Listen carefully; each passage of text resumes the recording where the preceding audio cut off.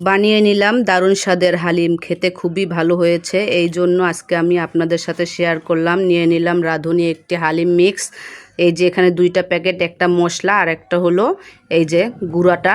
এখানে আমি গরম পানির ভিতরে দিয়ে দেব, পুরোটাই দিয়ে সুন্দরভাবে নেড়েচেড়ে ঢেকে রাখবো ঘন্টা খানিকের মতো। এই যে নেড়েচেড়ে নিয়ে নিলাম।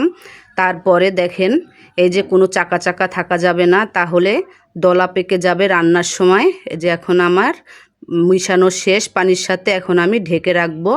এই যে ঢেকে রাখলাম, এখন আমি রান্নায় চলে যাব। দিয়ে দিলাম তেল আর পেঁয়াজ, এখানে আমি বেরেস্তা করে নেব। বেরেস্তাটা হয়ে যাওয়ার পর এই যে আমি উঠিয়ে নেব, এখন হয়ে গিয়েছে। একটা বাটিতে উঠিয়ে রাখবো। তারপরে আরেকটা পাতিলে আমি দিয়ে দেব তেল আর পেঁয়াজ, সুন্দর করে একটু ভাজা ভাজা হলে তারপরে দিয়ে দেব আদা রসুন পেঁয়াজ বাটা। তারপরে দিয়ে দেব লবণ, 2-3টা এলাচ, দারচিনি আর তেজপাতা অল্প পরিমাণে দেব। তারপর দিয়ে দিলাম পানি।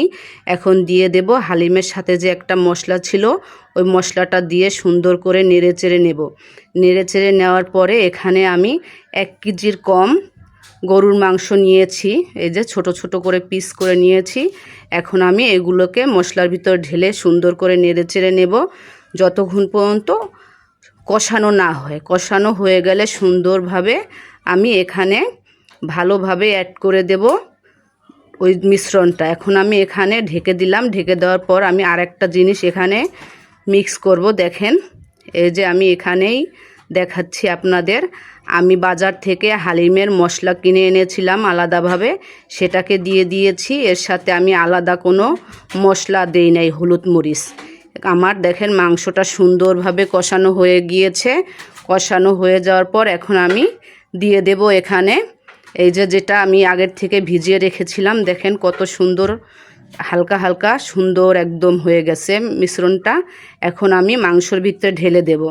ঢেলে দিয়ে সুন্দর করে ভালোভাবে নেড়েচেড়ে নেব। নেড়েচেড়ে নেওয়ার পরে এখন পরিমাণ মতো পানি দিয়ে দেব সেদ্ধ হওয়ার জন্য। ঢেকে ঢেকে সুন্দর করে আলতোভাবে নেড়েচেড়ে দিতে হবে। সাইডে আমি আবার ভেজে নিলাম ধনিয়া, এটা হলো গোটা ধনিয়া। ভেজে নিয়ে এখন আমি গুঁড়ো করব পাটায়। পাটায় গুঁড়ো করলে ভালো হয়। এই দেখেন বলক উঠতে আসে আস্তে আস্তে, সেই জন্য এখন আবার নেড়েচেড়ে দিলাম। না নাড়লে নিচের সাইডটা লেগে যাবে, সেই জন্য এখন আমি ঢাকনা দিয়ে ঢেকে রাখবো। আবার একটু পর পর নেড়ে দেব। নাড়াচাড়া না দিলেই ভালো হয়। আস্তে আস্তে দিয়ে দিয়েছি। এই যে এখন আবার ঢাকনাটা দিয়ে ঢেকে রাখবো। আর এখানে আমি পাটায় ধনিয়াটা বেটে নিলাম। এই যে গুঁড়ো হয়ে গেছে, এখন আমি বাটিতে উঠিয়ে নিতে আসি।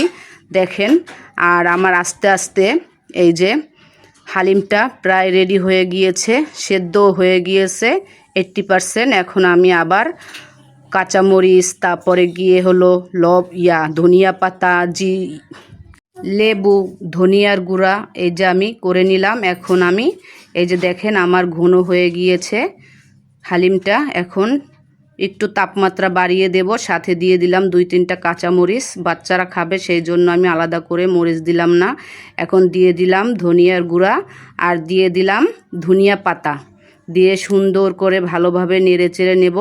আমার হালিমটা হয়ে গেছে। দেখেন কত সুন্দর ঘন হয়ে গিয়েছে। চুলার আঁচটা এখন একটু বাড়িয়ে দিয়েছি। দেখেছেন কত সুন্দর কালার হয়েছে। এরকম আপনারাও বাসায় বানিয়ে খাবেন, তাহলে মন মতন খেতে পারবেন। বাহিরে তো অনেক দাম, সেই জন্য বাসায় করে দেখালাম। আপনারাও এভাবেই বানালে খেতেও ভালো হবে, দেখতেও অনেক ভালো হয়। আর এত সুন্দর ঘ্রাণ, পুরো ঘরটা ভরে গিয়েছে। এখন আমি নামিয়ে নেব। নামিয়ে নেওয়ার পরে আমি সবগুলোকে বাটিতে আস্তে আস্তে করে দিয়ে দেব।